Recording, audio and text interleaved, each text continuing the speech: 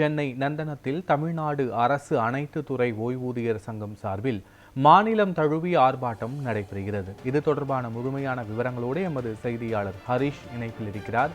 ஹரிஷ், முழு விவரங்கள் என்ன? வணக்கம் பத்மநாதன். சென்னை நந்தனத்தில் உள்ள அன்பழகன் மாளிகையில் தமிழ்நாடு அரசு அனைத்து துறை ஓய்வூதியர் சங்கம் சார்பில் ஆர்ப்பாட்டமானது நடைபெற்று வருகிறது. இந்த ஆர்ப்பாட்டத்தில் 1000க்கும் மேற்பட்டவர் பங்கேற்றுக் கொண்டு அவர்கள் கோஷங்களை எழுப்பி வருகிறார்கள். குறிப்பாக இந்த ஆர்ப்பாட்டத்தில் மாநில தலைவர் ஜெயச்சந்திரன் தலைமையில் நடைபெற்று வருவதால் மேலும் சென்னை மாவட்ட தலைவர் அப்பர், மாநில பொதுச் செயலாளர் இளமாறன் ஆகியோர் பங்கேற்றுக் கொண்டிருக்கிறார்கள்.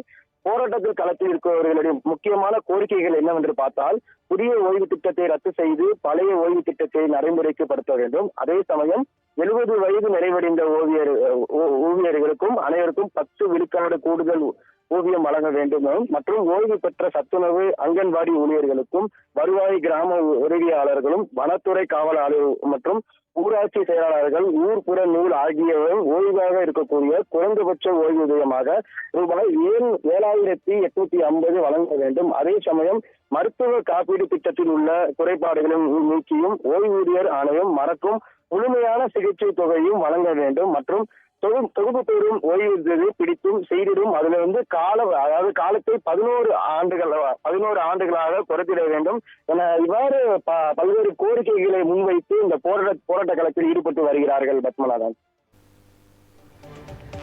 முழுமையான விவரங்களுக்கு நன்றி ஹரிஷ்.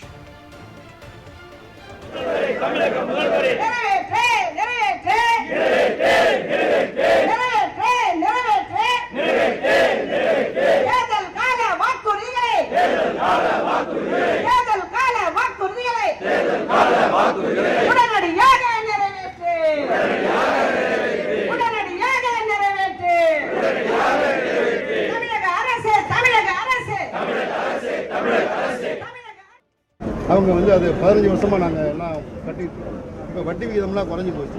எனவே அதை 11 வருஷமாக ஆக்க வேண்டும், அதை பரிசீலிப்பதாக சொன்னார்.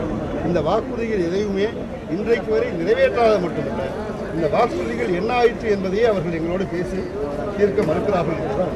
இப்போ 4.5 ஆண்டுகள் முடிஞ்சிருச்சு. நீங்கள் சொன்ன 4 வருஷம் முடிஞ்சிருச்சு. இந்த கேப்பில் நீங்கள் அரசுக்கிட்ட கொண்டு கொடுக்குற முயற்சி எடுத்தீங்களா? நிச்சயமாக நாங்கள் பல முறை இதே இடத்துல கூட போன 6 மாதங்களுக்கு முன்னால் ஒரு 5000 பேருக்கு மேல் திரட்டி நாங்கள் போய் மனுக்கள்லாம் கொடுத்துருக்கிறோம். அமைச்சர்களை பார்த்து மனு கொடுத்துருக்கிறோம். அந்த அரசு செயலாளர்களை பார்த்து மனு கொடுத்துருக்கிறோம். இதுவரை எந்த அசைவும் இல்லை. என்ன மாதிரியான பதில் நீங்கள் சொன்னாங்க? இது ஒரு பதில் சொல்கிறோம், பரிசீலிக்கிறோம். முதலமைச்சர் கவனத்துக்கு கொண்டு போகிறோம்.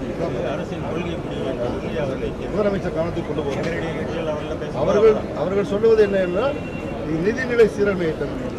நிதிநிலை சீரமைவது என்பது அது பொருத்தமான வாதம். ஏனென்றால் இங்கே தமிழக அரசுக்கு வரக்கூடிய வருமானம் 3,41,000 கோடி ரூபாய்.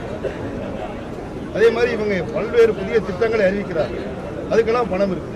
ஆனால் எங்களை பற்றி உட்கார்ந்து ஒரு விவாதிப்பு சட்டமன்றத்தில் கூட ஒரு நிகழ்ச்சி கொண்டு வந்தால் எத்தனை பேர் இருக்கிறோம், என்ன ஓய்வு சொல்லிட்டு விட்டுருக்காங்க.